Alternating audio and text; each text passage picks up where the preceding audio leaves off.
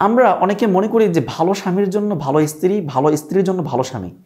আবার বিয়ের আগে কেউ যদি খারাপ কাজ করে থাকে বা মন্দ কোনো কাজ করে থাকে, তাহলে আমরা মনে করি যে তার এমন ছেলের সাথে বিয়ে হবে যে খারাপ কাজ করেছে। আবার কোনো ছেলে যদি খারাপ কাজ করে থাকে, তাহলে আমরা মনে করি যে তার এমন মেয়েই মিলবে যে মেয়েটা খারাপ কাজ করেছে। এর পক্ষে অনেকে আবার দলিল পেশ করে যে সূরা নূরের 26 নম্বর আয়াত দিয়ে, যেখানে বলা হয়েছে যে ভালো স্বামীর জন্য ভালো স্ত্রী আর খারাপ স্বামীর জন্য খারাপ স্ত্রী। আসলে এই যে ধারণাটা, এই ধারণাটা সম্পূর্ণ ভুল একটি ধারণা।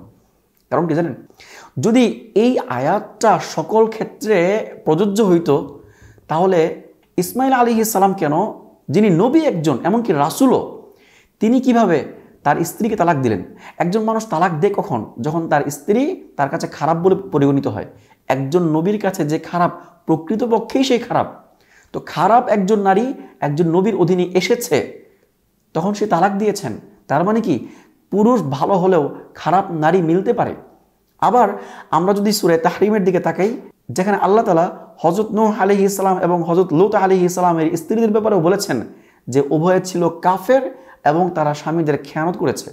আচ্ছা, যদি প্রত্যেক ভালো স্বামীর জন্য ভালো স্ত্রী হতো, তাহলে নূহ আলাইহিস সালামের স্ত্রী কেন খারাপ ছিলেন?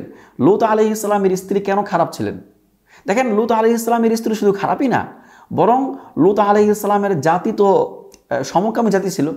এই সমকামিতার পক্ষে সাপোর্ট দিত লূত আলাইহিস সালামের স্ত্রী, এমন জঘন্য পর্যায়ে খারাপ ছিল। তো যদি ভালো পুরুষের জন্য ভালো নারী আসে, তাহলে লূত আলাইহিস সালামের জন্য, নূহ আলাইহিস সালামের জন্য খারাপ স্ত্রী কেন আসলো? আসলে আল্লাহ তাআলা যে সূরা নূরের মধ্যে বলেছেন যে ভালো পুরুষের জন্য ভালো নারী, খারাপ পুরুষের জন্য খারাপ নারী, এই কথাটা সর্বক্ষেত্রে প্রযোজ্য না। বরং এই কথাটা নাজিল হয়েছিল ভিন্ন একটি ঘটনাকে কেন্দ্র করে। সেটা হচ্ছে যে মুনাফিকেরা হযরত আয়েশা রাদিয়াল্লাহু আনহাকে অপবাদ দিয়েছিল যে আয়েশা রাদিয়াল্লাহু আনহা নাকি জিনা করেছে, নাউজুবিল্লাহি মিন যালিক।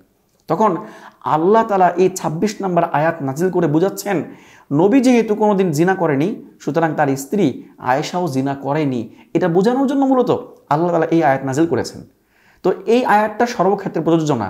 তো আমাদের মাঝে যে ধারণা যে ভালো ছেলে ভালো স্ত্রী ভালো মেয়েই পাবে, আবার খারাপ ছেলে খারাপ মেয়েই পাবে, এটা আমাদের ভুল ধারণা। অনেক সময় ভালো ছেলের জন্য খারাপ মেয়ে মিলে যায়, আবার ভালো মেয়ের জন্য খারাপ মেয়ে মিলে যায়। এর মানে এই নয় যে ছেলেও খারাপ অথবা মেয়েও খারাপ।